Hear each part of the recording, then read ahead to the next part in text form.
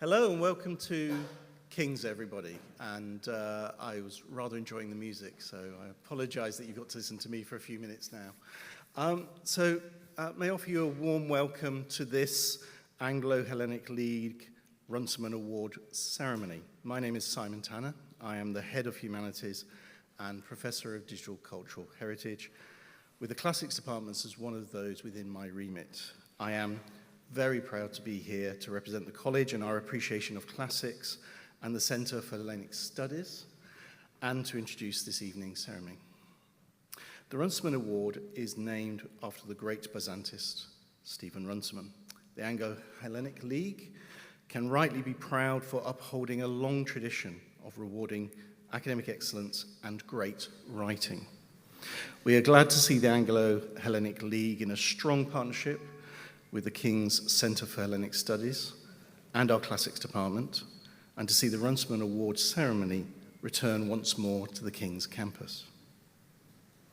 So thank you, Dr. John Kittmer, Chair of the Anglo-Hellenic League, and Professor Judith Mossman, Chair of the Judges, and the other judges who've helped tonight. Excuse me. I'd like to extend my thanks to our joint sponsors who have made this evening possible, the Athanasos C. Laskaradis Charitable Foundation and the A.G. Leventis Foundation. Thank you. And my thanks also to Professor Honda van Steen, our inspirational colleague in classics and director of the Centre for Hellenic Studies. May I also give a quick word of congratulations to Professor Emeritus Roderick Beaton, who received a knighthood as part of the King's birthday honours. Well done.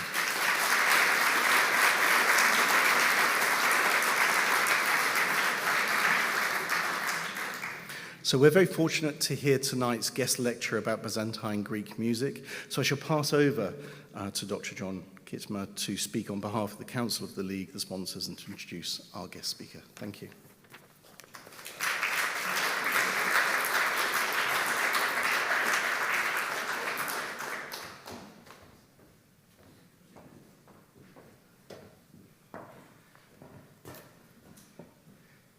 Good evening, everyone. It's wonderful to see a full room. Let me see if I can do what my clicker wasn't doing and move the slides on. They seem to be stuck.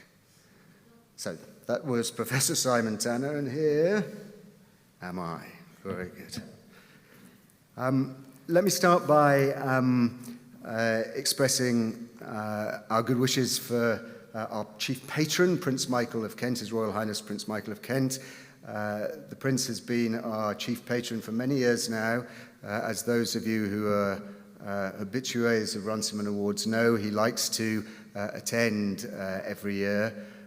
He was hoping to come this year. He has a small indisposition and is at home recovering. So through the live stream, I will send him on behalf of all of us our best wishes for his speedy recovery. We hope to see him here next year. Perastika. Let me thank Professor Tanner for his warm words of welcome. And I too would like to echo his congratulations to our friend Roddy Beaton, Sir Roderick Beaton. I think it's fantastic news, of course, for Roddy himself, but also for the Centre for Hellenic Studies, for the discipline as a whole. Roddy couldn't be here tonight, but I think he may be watching, so let me add my thanks, my congratulations to him for this much-deserved award. The League has had a very busy year. Since we last met to applaud last year's winner, A. Stallings, we took Alicia and Ian Collins, who's with us here tonight and our winner from 2022, to Greece, to Corfu in September of last year to speak at the Corfu Literary Festival. This was our first collaboration with the wonderful organisers of that fantastic event. Annabelle is here tonight. I haven't got my long-distance specs on, so I can't see her, but she's out in the audience somewhere. It's great. Hi, Annabelle. It's lovely to see you. It was a fantastic event with Ian, Alicia, and the poet David Harsent. We talked on a beautiful night in the gardens of the Municipal Gallery with swifts flying overhead, with a large audience of those who were seating and people passing by and listening entranced to our three speakers.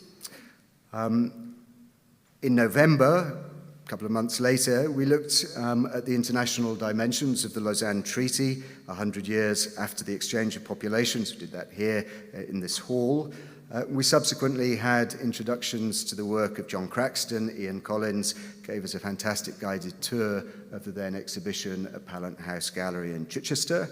And our friend Victoria Solomonidis gave a fantastic illustrated webinar on Mary Spartely Stillman, the great pre-Raphaelite painter.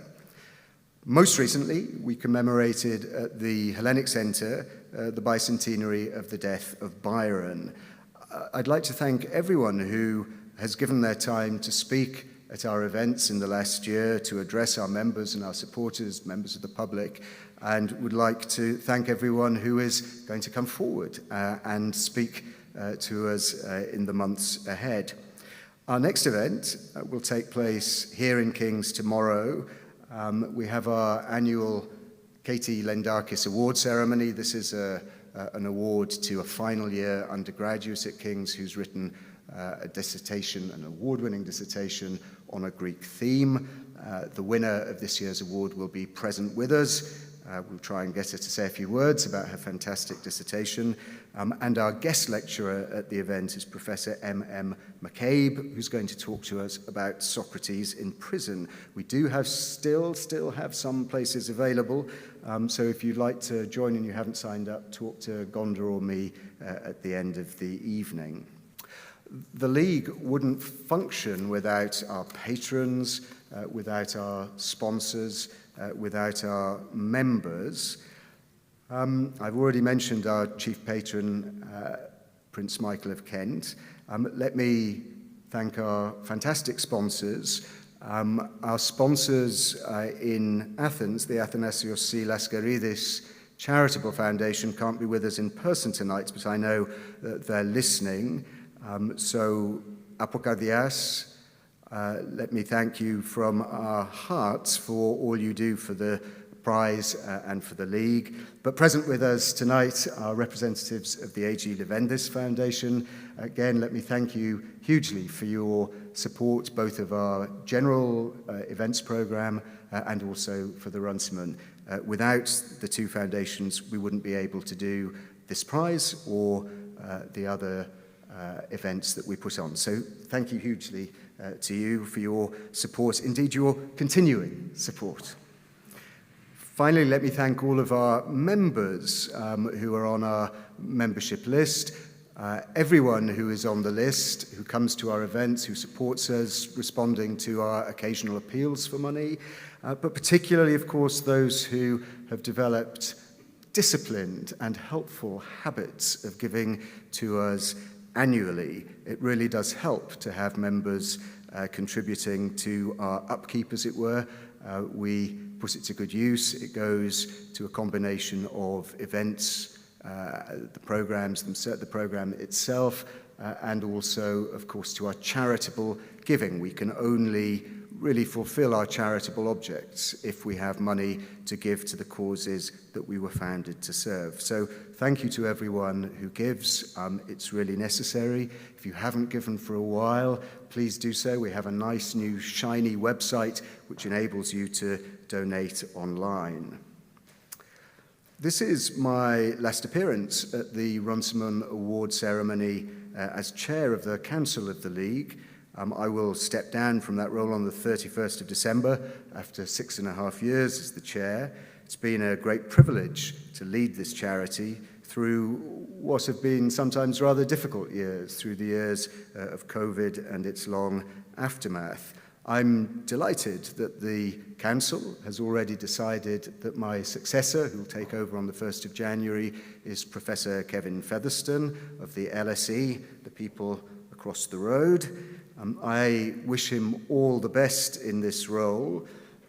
As many of you, maybe all of you know, the League was founded by a kind of coalition between the then principal of King's College London, the then director of the London School of Economics, and the London Greek community, particularly John Yanadios. The first chair of the League was the then director of the London School of Economics, so it is fantastic that the chair is going back to a senior member of the LSE. I will continue for one more year as trustee of the charity and as administrator of the Runciman Award. One more year, this means we are now looking in earnest for a new administrator to learn the ropes alongside me in the coming year and to take over the whole show in June of 2025. I think this is a great activity. I've really enjoyed working with the judges, working with the publishers, keeping track of the books that are coming out through the TLS, the LRB, all of the other sources. If you think this might appeal to you, please do talk to me at the end of the evening. If you think you've got friends who it might appeal to, please talk to me at the end of the evening or send me an email. We really do want to find somebody who is a good fit for this particular role. Obviously, you have to have administrative skills and you have to be interested in Greek books. If you're not, you're in the wrong job. So, that's the League for the year. It's now my pleasure to introduce our keynote speaker and to kickstart the evening proper. Alexander Lingas is Professor Emeritus of Music at City University of London and a research fellow of the Institute for Orthodox Christian Studies at Cambridge. Perhaps he's most widely known as the music director and founder of Capella Romana, which, since 1991, has been performing early and contemporary sacred music in the Christian traditions of East and West. The group's recordings are some of the most beautiful and transcendent pieces of music that many of us will have on our shelves and playlists.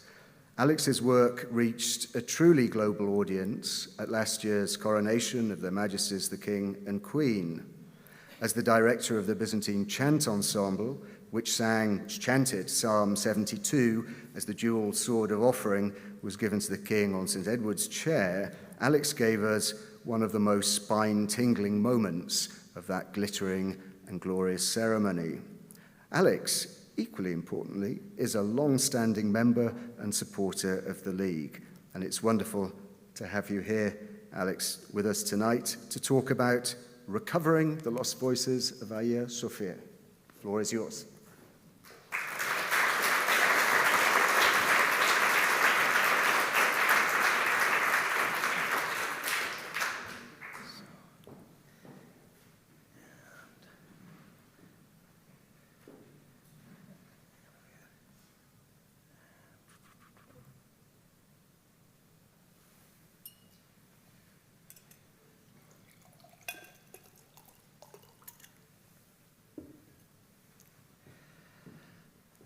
Thank you very much, Dr. Kittmer and members of council, ladies and gentlemen. It's a great honor for me to be here speaking at this giving of the prestigious Runciman Award, even as I find myself in the somewhat curious position of offering a talk about sound at an evening devoted to the honoring of books and their authors. My topic this evening is the modern quest to recover the Christian chant sung at East Roman Emperor Justinian I's great church of Hagia Sophia in Constantinople, modern Istanbul. My starting point is a story that appeared on American National Public Radio, just as the world was entering lockdown in 2020, about a project based at Stanford University to recreate the sonic experience of Christian worship at Hagia Sophia. By the end of the year, it had become NPR's #1 most popular story of 2020. The story was about icons of sound, a multifaceted project on the aesthetics, acoustics, and worship of the great church of Hagia Sophia. As indicated by this illustration, Icons of Sound has been active in many fields and led to a range of outputs for general and academic audiences: lectures, conferences, workshops, performances, publications, and recordings. Tonight, I will be tracing the road to the recording Lost Voices of Hagia Sophia, which was released in 2019 and features excerpts from the solemn commemoration of the exaltation of the precious and holy cross on the 14th of September. It was recorded at Stanford in 2016, along with a documentary film, and which was released 2 years later. My goal is to introduce you to the modern rediscovery of the ancient traditions of worship practiced for centuries in Justinian's great church, which included forms of worship and music that vanished from the living experience of the Orthodox Church after the Ottoman conquest of 1453. So first, however, let's get the kind of the sound part out of the way, the part that captivated the media so much. The Icons of Sound project at Stanford is headed by my friends and colleagues Bisser Pencheva, a professor of art history, and Jonathan Abel, who is a professor at the Center for Computer Research in Music and Acoustics, which they call CARMA for short, and who together they guided the technological aspects of this project. So what got them going was research at CARMA, on the research on acoustics and computers, about the recreation digitally of acoustical spaces. Professors Pencheva and Abel started talking about Hagia Sophia, which, although it's still standing, even in 2010, it was a contested space. It was a museum where sacred chant of any religion at the time, as a secular museum, was not permitted. So they got permission to take some measurements of the building. So Bisera went there and with some equipment and did some balloon pops, got a spectral impulse response. So a spectral impulse response is a response to a pulse so short in duration that details of its shape can't be heard and are irrelevant. And as Jonathan Abel and one of his colleagues, Elliot Canfield-Dafilou, described later on, such a pulse produced in Hagia Sophia from the Ambo and heard under the edge of the main dome produced this spectrogram you see here. It shows prominent reflections as vertical features with the late field reverberation fading over 10 seconds or so in the mid-frequencies and decaying more quickly at the high frequencies. What that means in standard English is that the sound hangs there for a very, very long time, nearly 11 seconds in Hagia Sophia, and also with a particular acoustic signature that emphasizes some frequencies over other frequencies. So, having got the technological part out of the way, without denying the power of sheer sound, there was much more to worship in Hagia Sophia than sonic experience. To understand how and why services in the tradition of the great church were perceived as icons of the perpetual heavenly liturgy made present through the effort of human singers, we need to look into their ritual forms and musical contents. So that takes us all the way back to late antiquity. And because the rite of Hagia Sophia didn't come from nowhere, it was one of a number of ways of doing worship that arose in the late Roman Empire. So what did late antique Christians sing? Well, from before the mid-4th century, it's not entirely clear because we have problems of terminology, as in the epistles of St. Paul and elsewhere, determining the difference between a hymn and a psalm, that the terms seem to have been essentially synonymous. But from the mid-4th century, so Christianity emerges into the public space of the Roman Empire following the Emperor Constantine's legalization of it, or full legalization of it. What we find then is mostly psalmody, that is, psalms and other song-like texts, canticles from the Bible.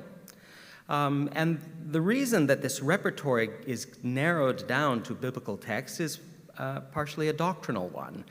You may have heard that there were lots of controversies about who Jesus was, Arius and so on, who was just commemorated. And if you were into an Orthodox church yesterday, we sang some of what Father Ephraim Lash called hymns of hate about Arius and his demise.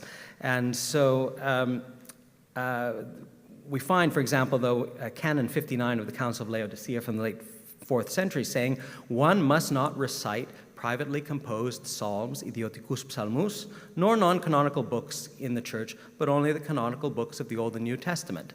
So this was one way to ensure that what was being read and sung in church all lined up. So then the question, how did they sing it?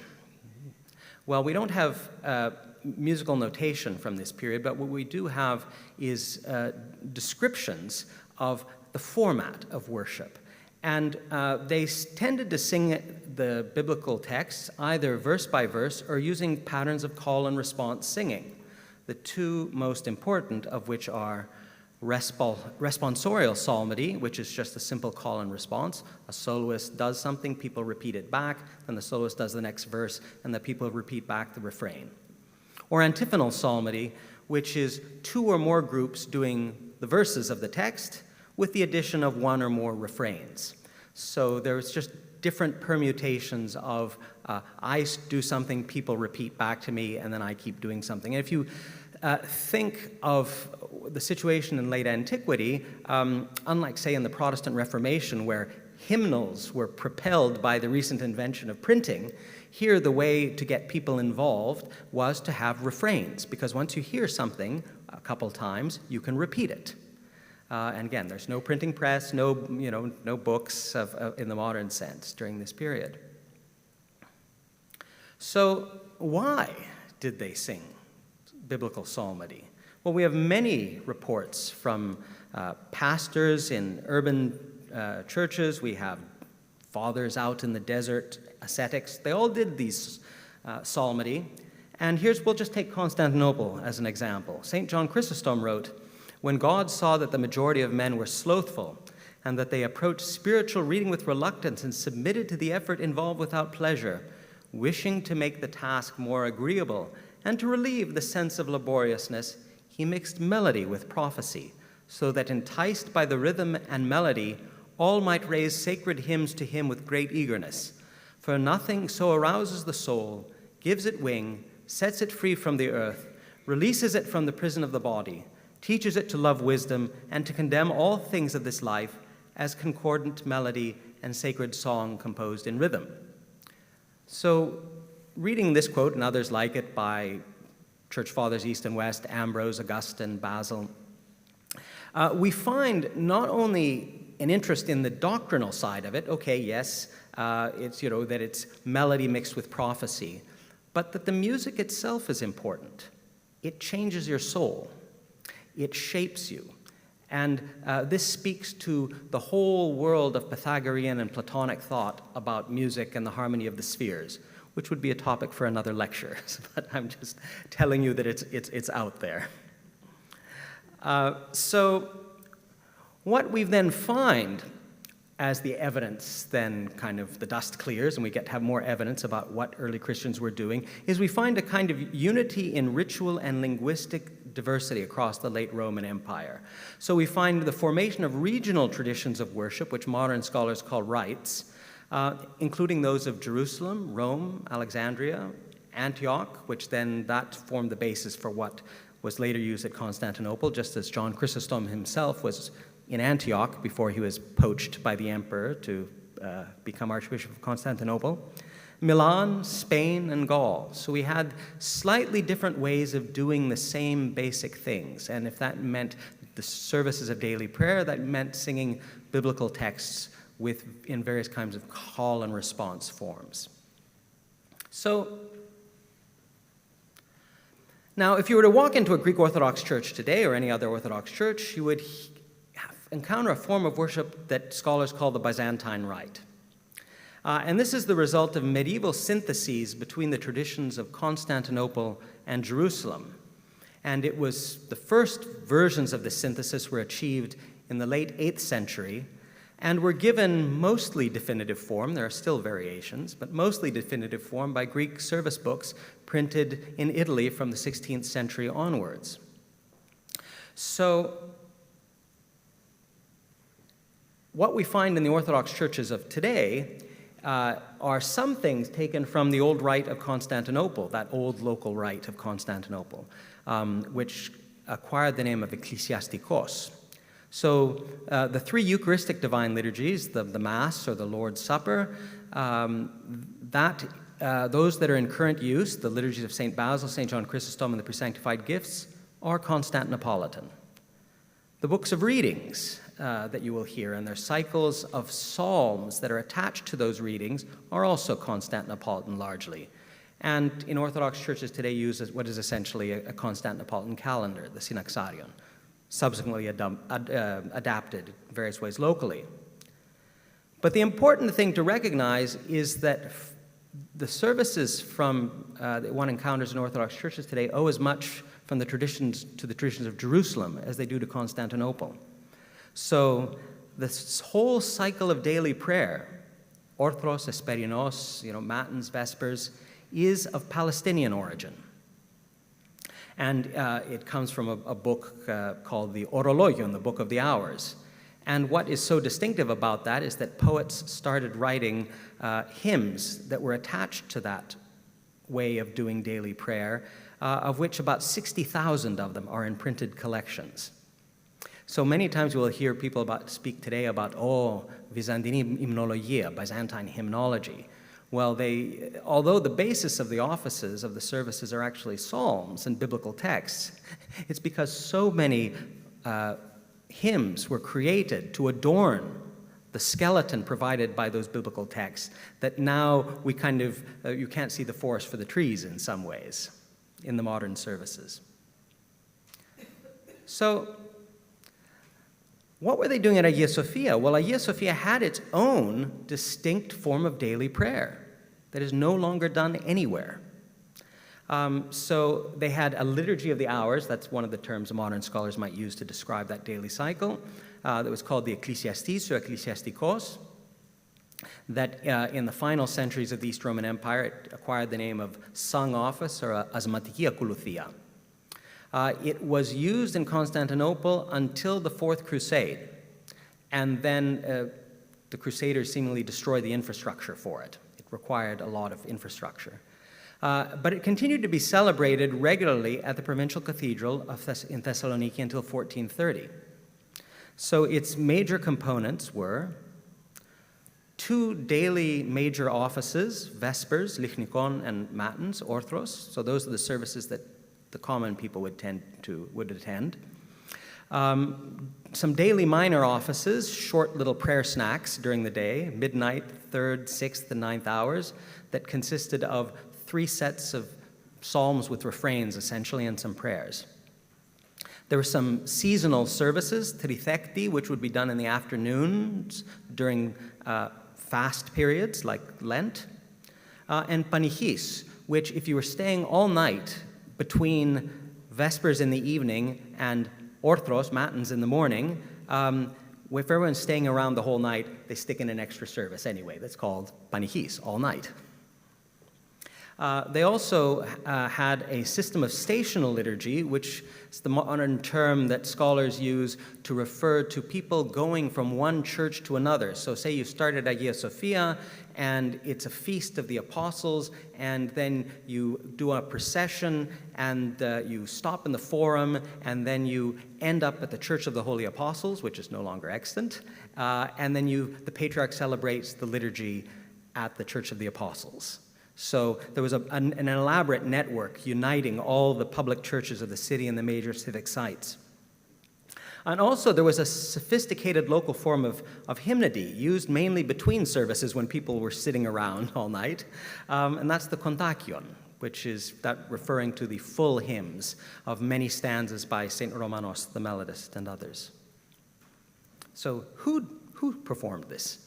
Well, we know, thanks to legislation by the Emperor Heraclius, he lists as state employees to sing these services the following: 80 priests, 150 deacons that we know from other sources, some are soloists and choir masters, 40 deaconesses that we know from other sources had their own choir, 170 subdeacons who sometimes sang with the readers, 160 readers, anagnoste, who were actually the main choir, and 25 cantors, psalte, who were the elite choir and soloists. So they sang the hardest music.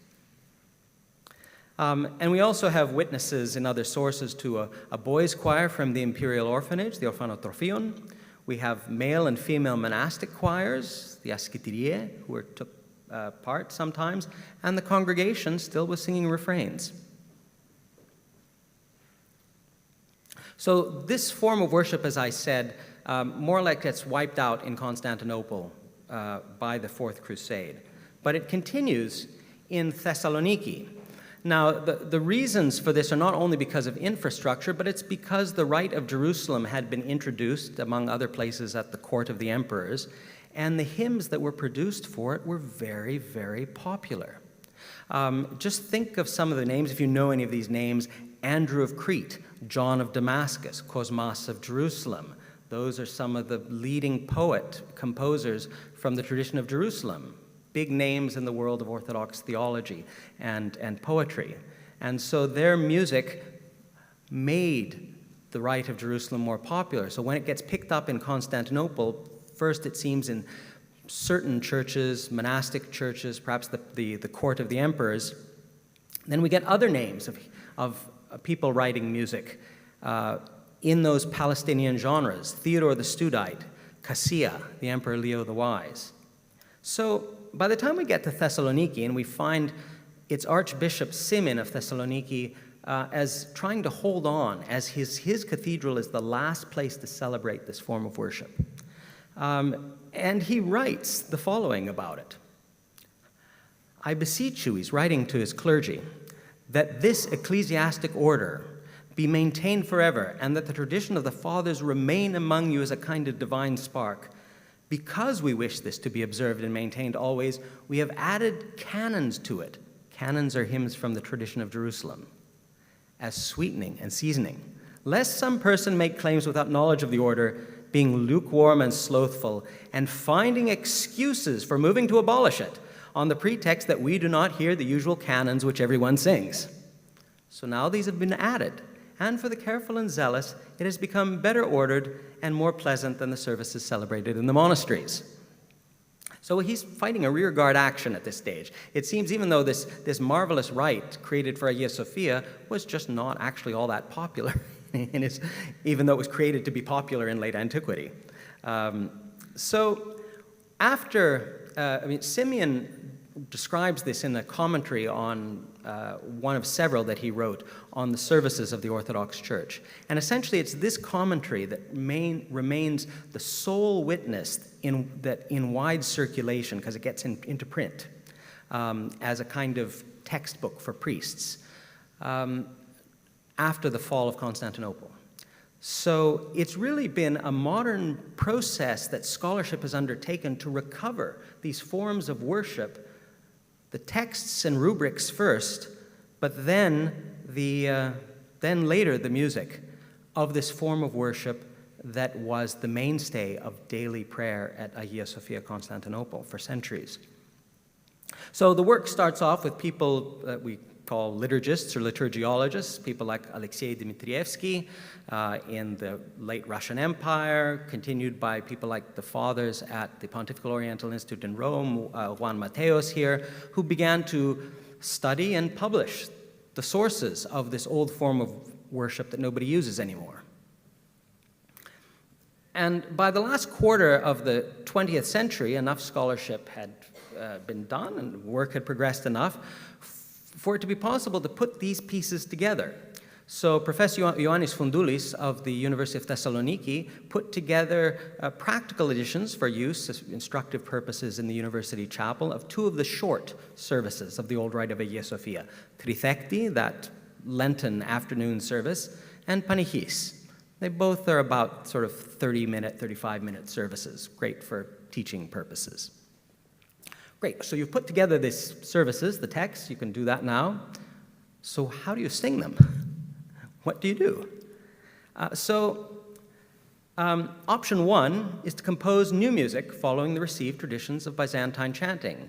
Byzantine chant, or the psaltic art, or psalmodia, whatever term you want to use, is a vibrant tradition today, practiced orally and also in written form, all the way from across the Middle East up through to the borders through Moldavia. So it's a vibrant thing. It's one of the simplest thing, especially for congregations, that you write new music in the current styles. And that's, in fact, what was done for the chapel at Thessaloniki. Professor Andonis Aligizakis wrote and published some settings for those. Askision liturgikis, exercises in liturgiology. These services reached a wider audience outside of the academic sphere, thanks to the work of Professor Grigorios Stathis, who participated and contributed greatly to the process of liturgical renewal that took place under the late Archbishop Christodoulos in Greece. And one of the things that happened under Archbishop Christodoulos was they started celebrating annually these cathedral rite services of Manichis and Trithekti at the cathedral in Athens with newly composed music by Professor Stathis. But there is another option. You could use the melodies transmitted with diastematic notation. That means notation that is somehow precise about the course of the melody. That exists in medieval manuscripts. We have 1,000 years of musical notation, more if you want to count some sort of proto-notations in Egyptian papyri. And by about the end of the 12th century, it's something that we can read with some confidence, at least the outlines of the melodies. We have to make some guesses about sharps and flats. We have to make some conclusions about whether notes are a little quicker or other, or subdividing the basic beat. But some of those are the same sorts of problems that if you are doing Hildegard of Bingen or Gregorian chant or other Western medieval music that you face. But there's some obstacles to using the old melodies. The first of them was that musicological scholarship on the sources of the rite of the great church lagged behind other, because there just weren't really many people working on it. Part of the problem is that there aren't that many sources.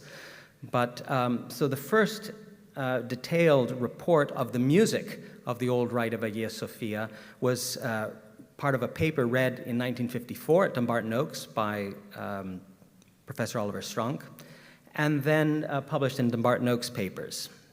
And then this makes its way as a little 8-page edition, where you see that arrow, psalmody, to the still standard textbook, A History of Byzantine Music Hymnography by Egon Vellis. So he incorporated Strunk's findings without actually noting that there was a whole other way of doing services out there. And which is just, again, it's a little bit of a mind bender for people in the Orthodox world. We're so used to thinking that what we do today is what we've always done. And the notion that this whole way of doing worship has just disappeared. It's just not part of the landscape. And then there's another major interpretive problem because, in part because of that sense of continuity, there have been disputes over how to interpret pre-modern forms of Byzantine notation. So the notation that's used in churches today from Moldavia to the Middle East was introduced in the second decade of the 19th century. You can see a couple of the earliest publications, the Doxastarion of Petros Lampadaриos, published 1820 in Bucharest, and the theory book, the Sagogi, by Chrysanthos of Maditos, published in Paris in 1821.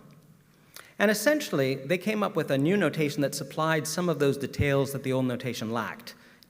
Gave you sharps and flats and some of those other details.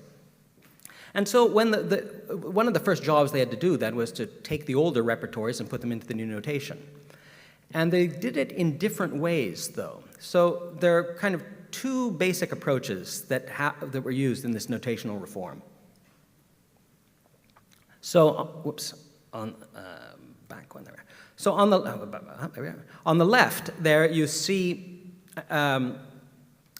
Petros Peloponnesios, a setting of Psalm 140 in the old notation. So that what's on the left is the same notation that was used from the late 12th century to the early 19th century. Scholars call it Middle Byzantine notation. And if you sort of follow it along, it gives you a melody. If I'm just going to sort of sing the notes, just what you see is what you get. It's this. It's a mode that starts on S, and you start on this. Kyrie kekraxa prose isakuson mu. And that, if just without giving any rhythmic distinctions. So that was transcribed into the new notation by students of Petros Peloponnesios in the following way, and this is one of the tunes you'll hear today. Kyrie kekraxa prose. I've actually even added a little more than what's on the page, because that's part of what you do when you learn through the oral tradition, but it's more or less what you see is what you get, the approach. Slightly, writing out a few details, as you might expect, that the capability of the new notation to do. However, when these transcribers approached older repertories, especially medieval repertories, they used a different approach. Instead of transcribing from the old notation to the new notation character by character, they read the old notation formula by formula, so like melodic gesture by melodic gesture. So here's the 15th century version of the same psalm. The mode is the same mode, but it starts on a slightly different note. So if I were to read the one on the left, what you see is what you get. You get this. Kyrie for the first word. And here's the transcription. Kyrie,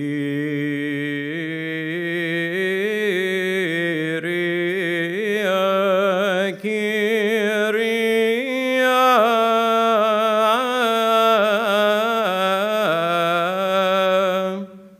So at a ratio of roughly 4-to-1 or more. All right. But modern scholarship, looking back, starting to look back more systematically at the old manuscripts, has found cases where what you see is what you get in the old manuscripts pretty much gives you the same tunes you hear today. Some cases it doesn't, but some cases it does. So here's, for example, is the oldest version that we have of the prologue of the Christmas Kontakion, Today the Virgin Gives Birth, by St. Romanus the Melodist, from a 13th century manuscript. The tune here starts off like this. Hi parthenos imeron toni perusi rusion dicti. And they're paired phrase, it does the same gesture for the next phrase. And so on. But essentially, when you look at the version published in 19th century Constantinople, I parthenos imeron toni perusion dicti. It's pretty much minor details, but essentially the same tune. So this opens up the possibility that, well, maybe sometimes they really wrote what they meant, not always intending things to be expanded. Sometimes they probably did, or maybe over the centuries, the interpretation of these old melodies changed. A lot of time passed. So anyway, be that as it may, to sort of bring this to me, one of the things I started doing as a postgraduate student was get together groups of my friends to experiment with this what you see is what you get approach. There had been other people who'd done it before me, so we included some things from the Rite of Hagia Sophia on the very first concert with the ensemble that you heard that you heard described so glowingly before. And meanwhile, I kind of have had a parallel career as a performer and a scholar. So I wrote a doctoral thesis and published other research on the Rite of Hagia Sophia. And I ended up then, by the time this article on the Rite, Festal Vespers, in late Byzantium was published in Oxford as a postdoctoral fellow, first being supported by the Canadian government to study theology, and then by the British Academy to be a Byzantinist and a musicologist. And I ended up at St. Peter's College in Oxford, and the master of the college, Professor John Barron, was very interested in my work, and I described it to him. He said, "It'd be nice to have one of those in our chapel." So thanks to the generosity of the A.G. Leventis Foundation, that's what happened. Working together with, in 2001 with musicological and other colleagues, musical colleagues, we reconstructed, using the old melodies, and celebrated a full Vespers according to the old rite of Hagia Sophia. So Metropolitan Kallistos Ware of blessed memory was the celebrant. In the center there you see on the right with the beard Ioannis Arvanitis, who did the musical editions. He's one of the leading experts on medieval Byzantine notation, now teaches at the Ionian University. And on the right was my chant teacher, Lykourgos Angelopoulos, who brought his choir to sing this music, which nobody had heard for centuries, and to celebrate this service, which hadn't been done, presumably, since the Ottoman conquest.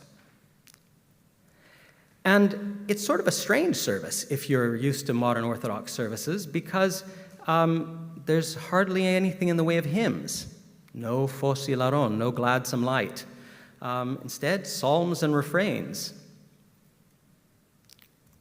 And so, to give you an idea, the service opens with Psalm 85. There's a little bit of fancy singing by the soloists, but then you get to the meat of it. Psalm 85 by the two choirs back and forth with a refrain.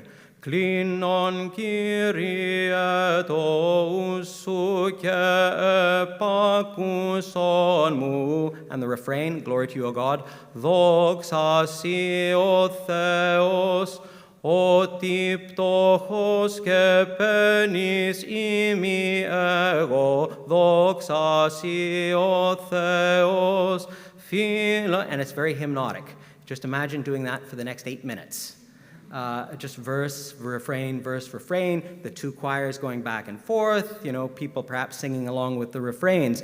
And it was sort of, again, for the modern Orthodox, a strange experience. One of the celebrants commented to me afterwards that, well, despite it being almost 2 hours long, it was sort of a low church experience. Again, because the normal bits that you expect are missing. You're celebrating the resurrection of Jesus using entirely Old Testament texts. Almost entirely. There were a few refrains, but not much.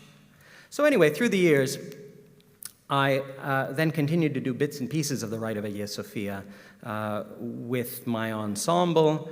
And in fact, it was doing some of that that brought me with them to Stanford.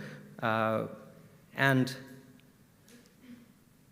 that's how we got hooked up, literally, to the Icons of Sound project, because one of the times we were in the San Francisco Bay Area, we were invited out to, after a concert in the city, to come out and have microphones strapped to our heads to sing in real time in the acoustics of Hagia Sophia, some of the repertoire we already had. Essentially, what happened was we slowed down how we sang. We changed how we sang because of this long resonance, this long time. So we shaped our phrases. And actually, as singers, we discovered it was very much what we do if we're in a very resonant church and in a natural acoustic as well. So this was a sort of proof of concept. So in 2013, we came back and did a demonstration of the technology publicly, where we did mostly excerpts of things from that were already in repertory, but also we had two newly commissioned transcriptions from the old Rite of Hagia Sophia provided by Dr. Arvanitis, and I'll give you 1 minute of one of them. This is an excerpt of a cherubic hymn from perhaps one of the last composers who would have written for Hagia Sophia, Manu Chrysafis, in the 15th century.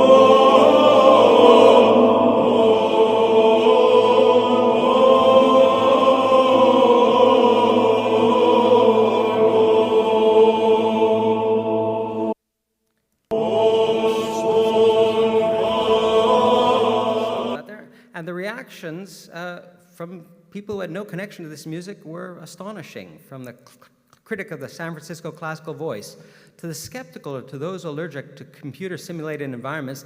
They may sound like so much caca or the hallucinations of an aging 60s tripper. But I know no other way to describe an experience that, in Professor Bisera-Pincheva's words, was intended to create the sensation that you were standing in a space that was neither in this world nor in heaven, that you were hovering in between. We took this on the road with a journalist with an outfit called Pop-Up Magazine, and the reactions were similar. They sing, and it's 537 AD. This is what it must have felt like, nearly. Lovely becomes transcendent. Writing about this cannot capture what happened in that room, the story, the awe, from the critic of Playbill. And perhaps not coincidentally, they're echoing some very famous texts about the visit of the emissaries of Prince Volodymyr to Hagia Sophia. They burned incense, the choir sang hymns, and we knew not whether we were in heaven or on earth. For on earth there is no such splendor of beauty, and we are at a loss at how to describe it. We know only that God dwells there among men, and that their service is fairer than ceremonies of other nations. We cannot forget that beauty. So in the meantime, our colleagues at Stanford had got permission from the Turkish government to take even more measurements, and they came up with a better acoustical model of Hagia Sophia, and we did a full-length concert of this in 2016. All new editions prepared by myself and my former doctoral student, Dr. Spiridon Adonopoulos. And we chose for the occasion the services for the exaltation of the Holy Cross, which are very complicated. Altogether, it would have been probably about 14 hours of singing or something, of which we got one 70-minute disc out. So we made selections. But there was lots of good stuff, and you can, if you get a hold of the disc, you can hear it. I think in the interest of time, I'll just play you just at the beginning phrase of the Soson Kyrie, the Troparion of the Holy Cross. If the...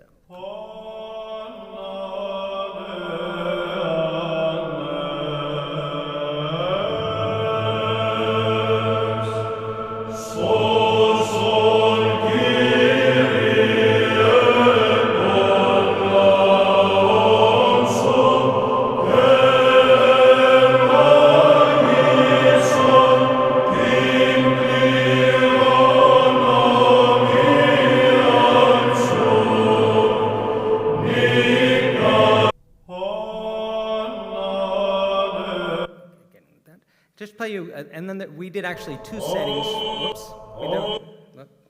So we did a second setting that was in a much more elaborate style. I think I'll leave that to if you can look that up on Spotify yourselves. But I do have one concluding music example here, if we've got a couple more minutes here. So this is the prokimenon. This is a form now of responsorial psalmody that nowadays in Orthodox churches at the Divine Liturgy is not sung. It's just recited by the reader. But we took the music from the old choir and solo books of Hagia Sophia and came up with this. So we have, I should note, we have a mixed group, male and female singers, because we had eunuch soloists at Hagia Sophia. We had, as I've already mentioned, women singers as well, and boys. So the upper octave was very much part of the sound world of medieval Byzantine worship.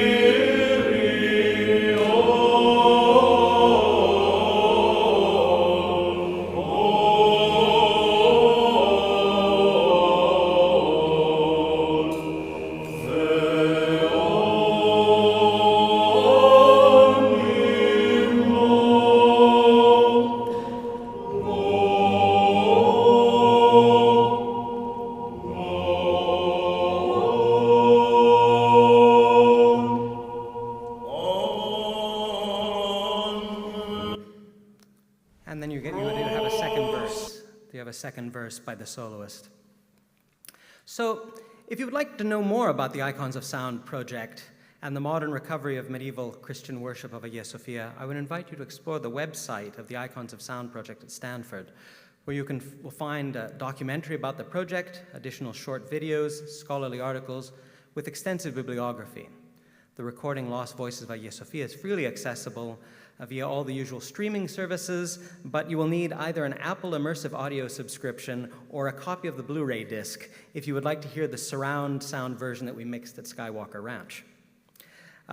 This brings me to the end of my brief exploration of how some of the times and places so memorably described by the great Byzantinist Sir Stephen Runciman, after whom the Anglo-Hellenic League has named this evening's prestigious award. It only remains for me to thank you for attention and return you to the realm of the written word, and spoken to. Thank you.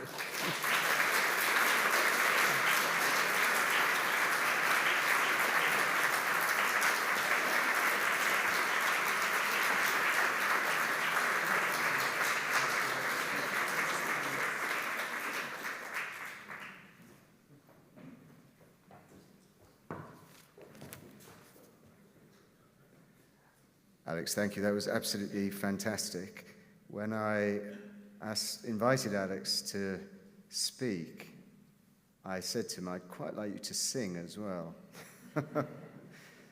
So I think that was mission accomplished. Thank you so much. That was incredibly rich and wonderful. But I would also like, because I will forget if I don't say it now, to thank James and the audiovisual team for over the last year or so, clearly massively improving the sound system in this room. It's absolutely tremendous, and you could really wrapped around us. Now, there we go. So you know who's coming next. So we're now passing to the award itself, and I want to thank warmly all of this year's judging panel. Sophia, who I know is watching us online, Vasiliki, who's in the middle of a conference, I think, on James Joyce, Oliver, who's here with us in the room, Ingela, who's also watching, and their chair, Judith Mossman. It was a pleasure, as always, for me to sit in on their deliberations as the 5 judges reached their verdict through always courteous, always insightful, and sometimes tough discussion. Let me also congratulate the long-listed and shortlisted authors and their publishers. This year, as I say, the panel has been chaired by Judith Mossman, who served as a member of the panel since 2019. I've known Judith since we were graduate students at Oxford in the late 1980s, and it's been an especial pleasure to work with her again on the Runciman Award. Every year, she has brought her expert knowledge of ancient Greece, ancient Greek, particularly its literature, and her wider reading sensibilities to the panel's discussions. She's chaired this year's panel with her customary clarity, organizational skill, and insight into that really important bond that the prize tries to capture, that bond between the author, the book, and the reader. Judith has decided to step down now after 5 great years on the panel. You will be much missed, Judith, I know that, but we're not going to be without you. You are president of the Hellenic Society, chair of the Classical Association, so you're clearly not going to be disappearing from our sight. I personally am hugely grateful for everything you've done for the Runciman Award and for the League. And as you come to the stage to talk about this year's award and to spill the beans on who's won, I have a small gift of thanks to you. The floor is yours.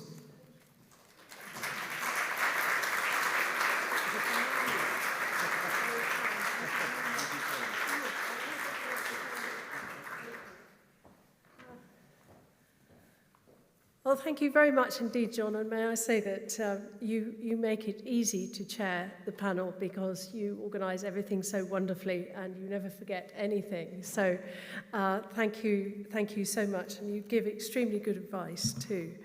And I too would like to thank my fellow judges Zofka, Zinoviev, Vasiliki, Kolokotroni, Oliver, Thomas, and Ingela Nielsen.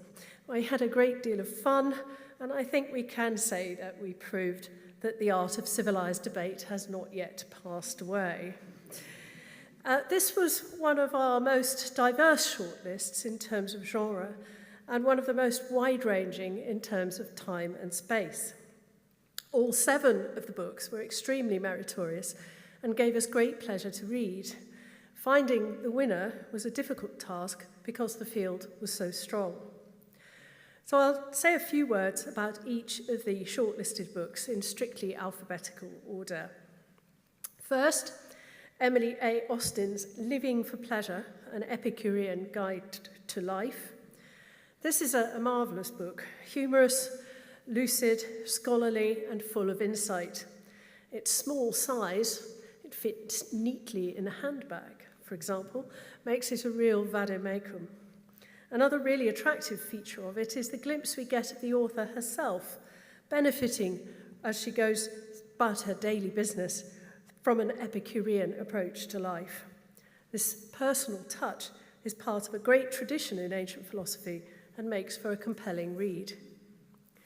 Islam Issa's Alexandria, the city that changed the world, is a little like the city it describes, teeming, sprawling, full of life and sunshine, learned, and above all, a place for many cultures to meet and mingle. It's a wonderfully personal history by an Alexandrian, which celebrates the fertility of the city's hybrid personality, the continuing relevance of its Hellenic origin, and its unique contribution to the world. It's a joyous read, full of fascinating detail and a gentle humour.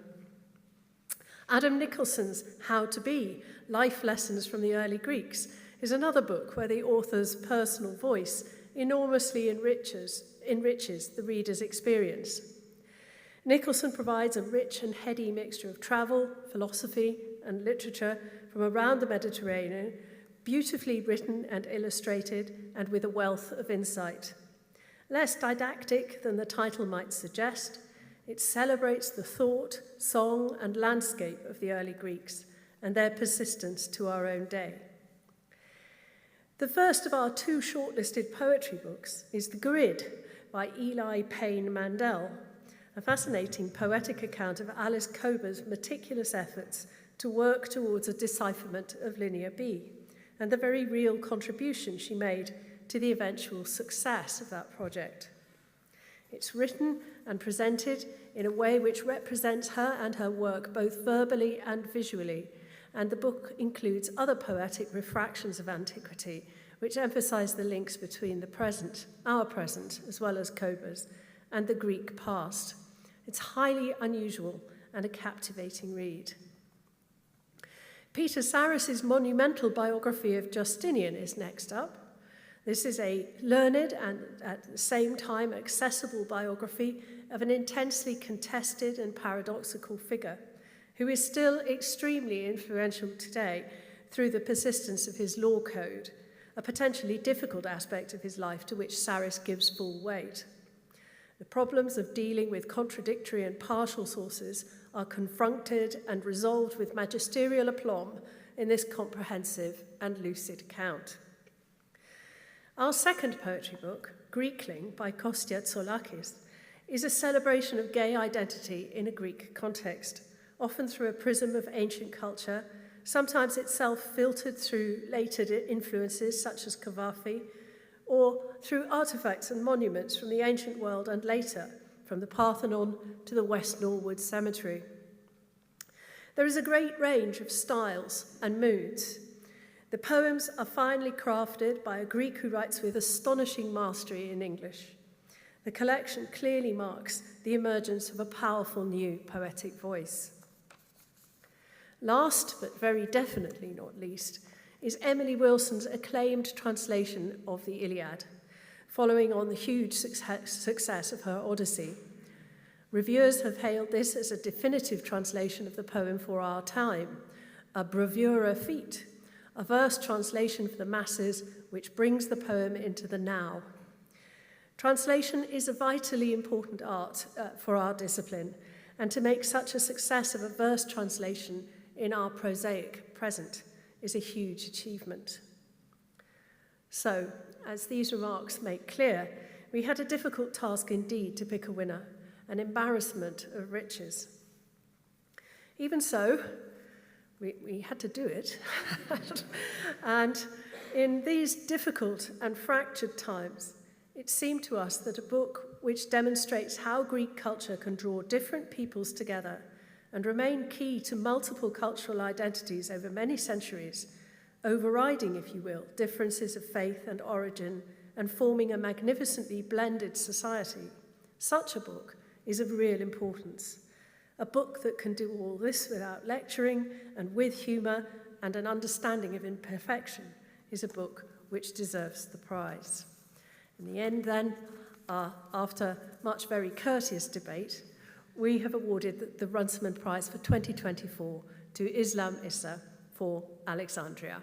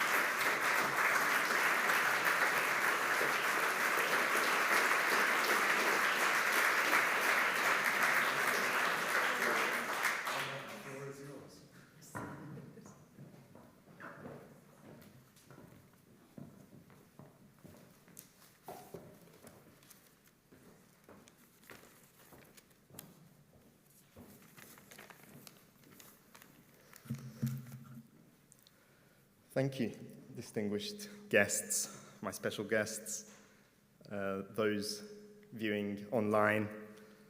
I'm truly honoured to accept this award and thankful to the esteemed judges for their lovely words about the book. I was rather hoping that the prize would be in silver drachmae with Ptolemy's face on them, but bank transfer will have to do. As I mentioned in the preface to the book, I'm part of the 100th generation who can call themselves by the demonym Alexandrian. And writing Alexandria was a life-changing experience in ways I did not expect. It was a journey of self-discovery. And I also realized that the city of Alexandria, founded in the 4th century BC, means so much to so many people. And I've discovered a shared sense of humanity as a result. It's meant a lot to those who have links to the city, and there are many.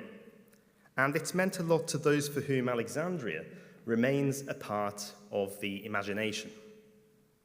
And trying to speak to this book or summarize this book is not an easy task. I mean, how do I summarize such a monumental city and thousands of years of history?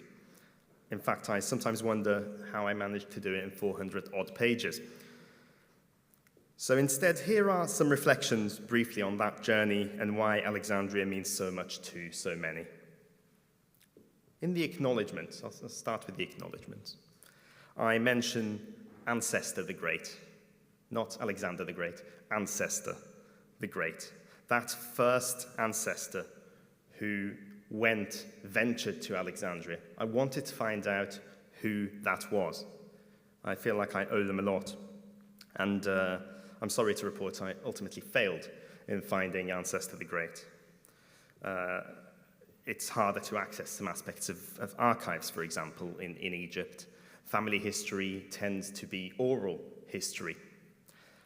But it did mean some discoveries. The younger me in Alexandria just liked to go to the beach, but instead I went to family who I would ordinarily not necessarily be going to, great aunts, great uncles, to try and find something out. I found out about my great-granddad and my granddad, my great-granddad, who it turns out was a labourer, who then managed to start an import business with apples from Turkey because they didn't grow in Egypt. My granddad, who worked in a cotton factory before opening a rations shop, selling important items like tea. And the research process for me then wasn't just about archives. Yes, I spent long hours in the archives in Alexandria, but the research process was essentially about being a flaneur in Alexandria, walking the streets, talking to strangers in cafes. You wouldn't imagine the number of theories I've heard about where Alexander is buried.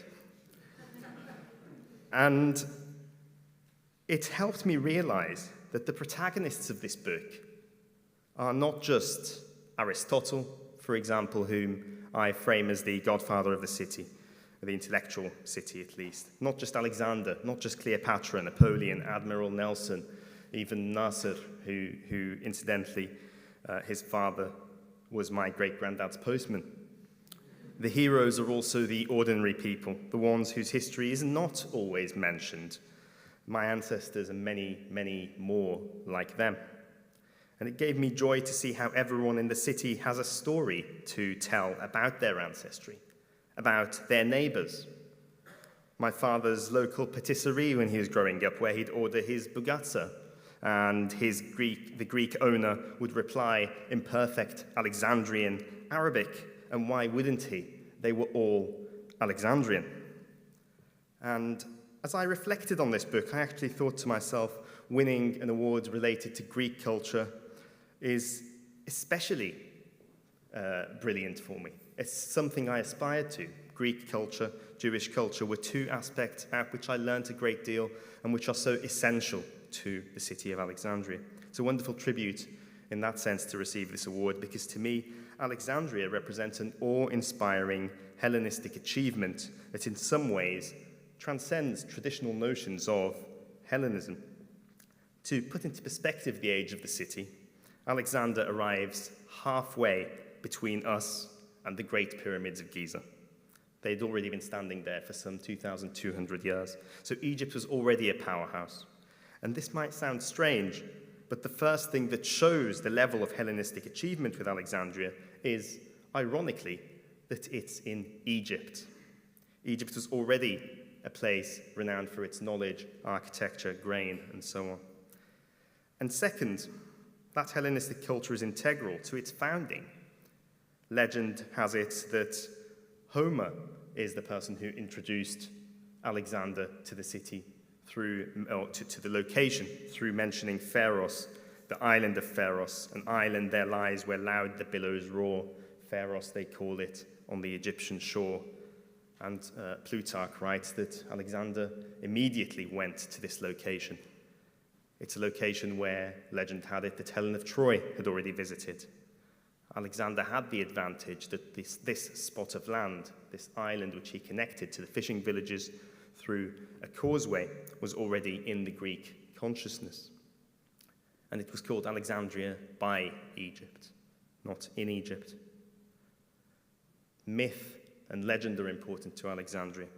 They mix with the history in this city. He was so excited, according to the romances, that he gets down on his knees, scribbles a plan for the city in the sand. It included a shrine to the Muses, a library.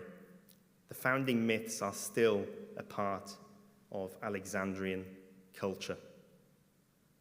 A founding myth has it that he used grain to set out the map of the city. And when it was eaten by birds, he was told that the city will feed the whole world. In another legend, he's told that those born in it will reach all parts of the world like flying birds. A heartening thought when I think about my parents migrating to the UK.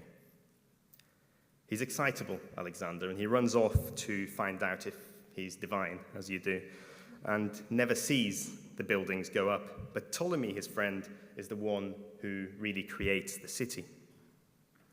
And to put that into context, Alexander and Ptolemy are tutored by Aristotle, Aristotle tutored by Plato by Socrates. I can't think of a more profound scholarly lineage, and so it makes sense for there to be a knowledge-based vision for this city.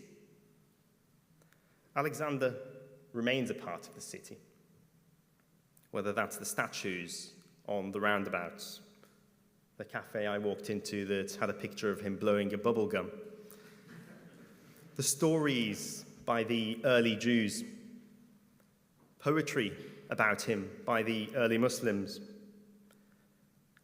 the football club who constantly have his sculpture on their social media with their jersey on, or the nursery rhymes. I'm not going to follow the esteemed keynote speaker by singing, but there was once a little boy playing on the beach in Macedonia. Every time he built a little house, the wave destroyed it in a second. Annoyed little Alexander took the spade and went exploring. He found it, built it, the most beautiful in the world. Oh, Alexandria. I do sing in the audiobook a folk song, by the way. It's a city whose origins stem from the power of vision, that apparition in Alexander's sleep that urged him to venture there, and an ambitious plan by its early rulers, the Ptolemies.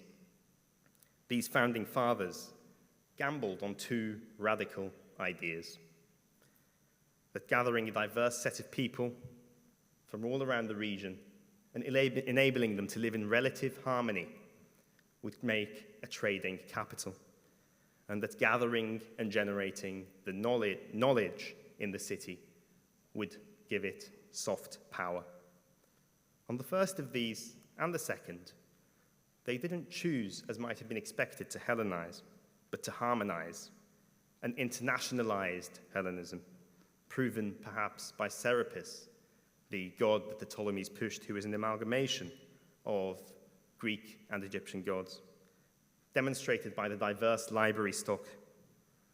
The letter of Aristeas in the 2nd century BC, the first mention of the library, tells us how Demetrius, who'd arrived from Athens, was given the task of gathering all the books in the world. That was his job description.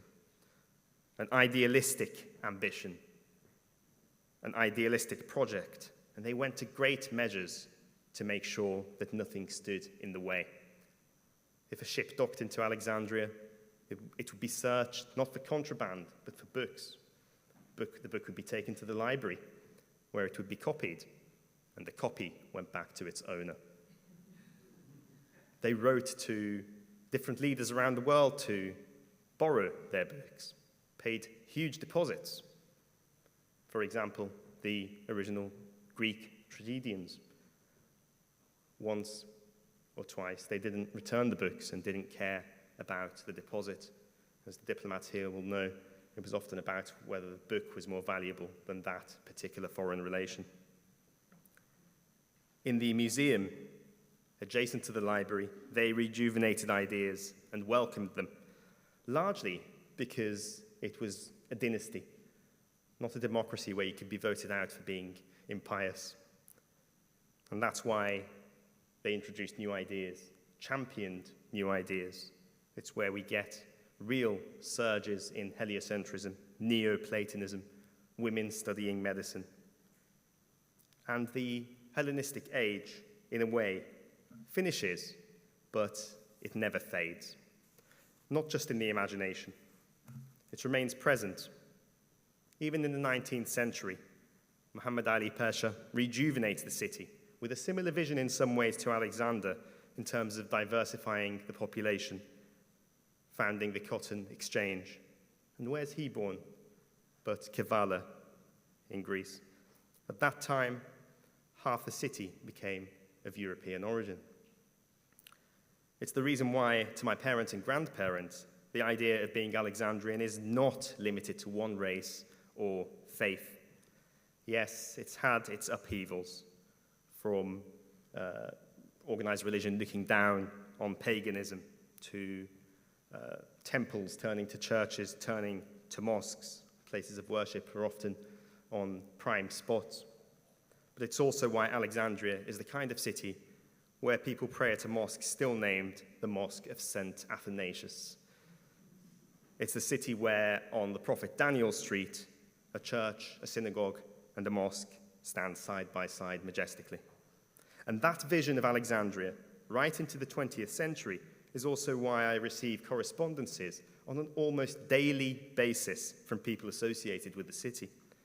I've received letters from members of its Sephardic community, those who served there in the war. I mentioned my granddad working at the cotton factory. In the last festival, a man came up to me afterwards to tell me that his granddad, was the biggest exporter of cotton from Alexandria. And I also received correspondences from people in love with the city, but who've never been there. And they remind me of the fact that Alexandria has been dubbed the capital of memory. E.M. Forster, who was rather obsessed with the city, writes about how he saw a Greek gentleman in a straw hat standing absolutely motionless at a slight angle to the universe. And it's the great Alexandrian poet, Cavafy, who wrote in Greek and who called Alexandria the capital of memory, and who in many ways embodies the city. To think about the history of Alexandria is to think about the cultural history of the city, its constant and unbreakable link to mythology from its founding to the present day. That's especially necessary because of the conspicuous absence of the ancient city architecturally, with so much of it under the water and under the ground. And it's estimated that around 3% of the underwater city has been found.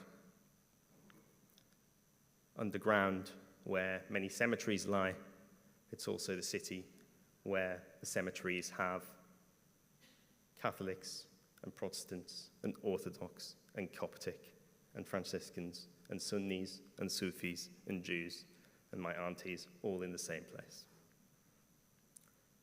There are two more protagonists, perhaps, that I haven't mentioned. Anyone who's been to Alexandria will agree that one of them is the ocean. Its perpetual, interminable presence is undeniable. And as I reflected on what I'd say today, my cat was lying on the desk next to me, and I thought about Cavafy's cat, whom he mentions often. And like Cavafy, I'm an ailurophile, probably my favorite word of Greek origin, a cat lover. And at one stage of writing, while I was in Alexandria doing some research, 3 cats came and sat next to me, and I smiled as I reflected that the only constant in Alexandria's history might just be the cat.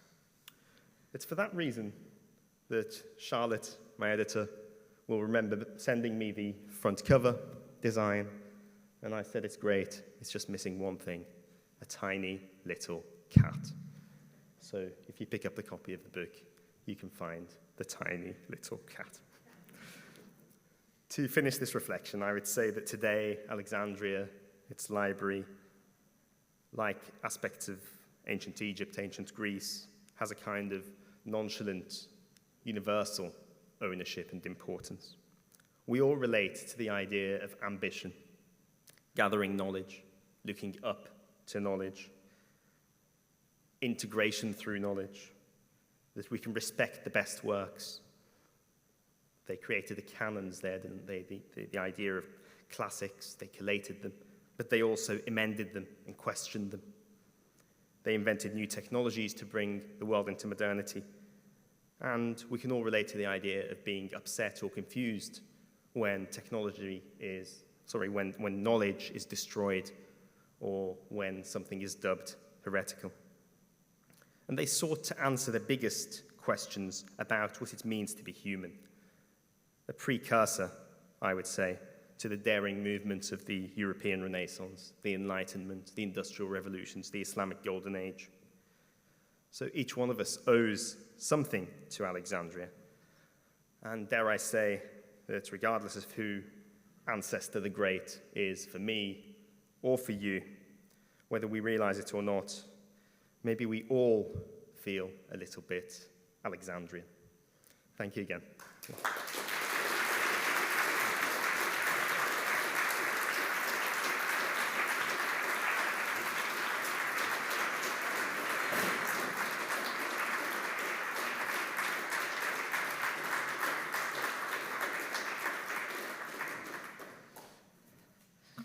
good evening also from me. How difficult it is to speak after this much eloquence, so I will keep it short. My name is Gonda van Steen, and I'm the Korees Chair and Director of the Center for Hellenic Studies here. I want to thank you and immediately express my congratulations to Dr. Islam Issa for this marvelous book, Alexandria the Great. Congratulations also to Sir Roderick and another feather in the hat of the Center for Hellenic Studies to Professor David Rix, who just received an honorary degree from the University of Patras. We've had a lot of celebrating to do at the center.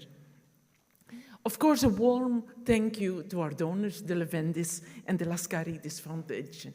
And may it continue, because this is a wonderful event, of which the hard work is always done and shouldered by John Kittmer.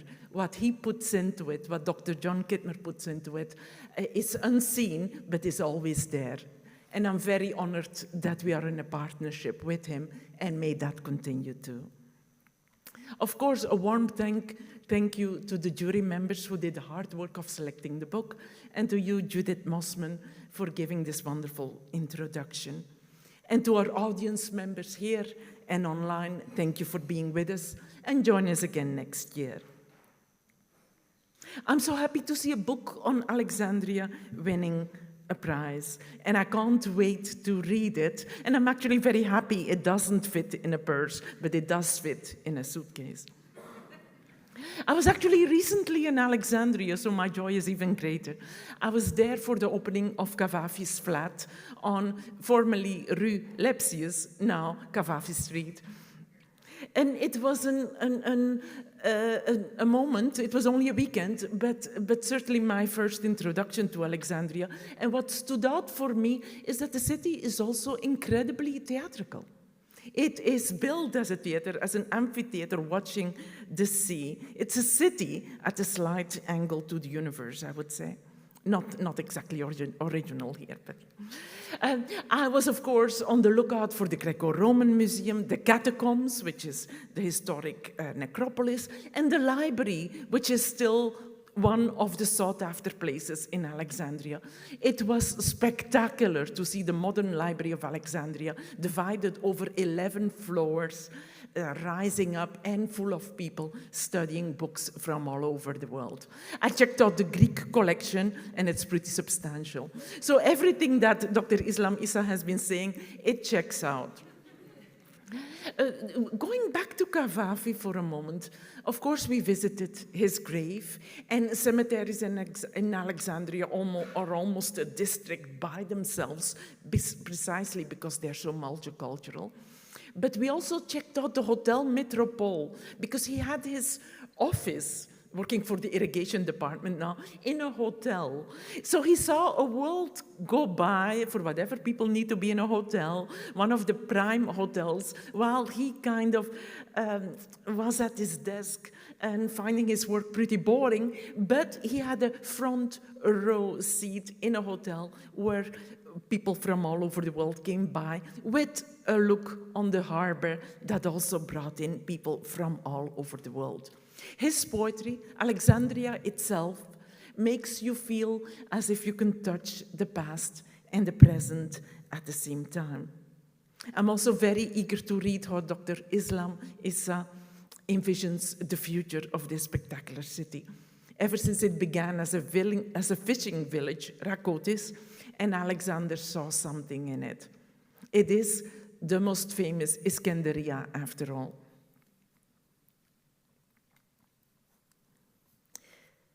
So I will close here then.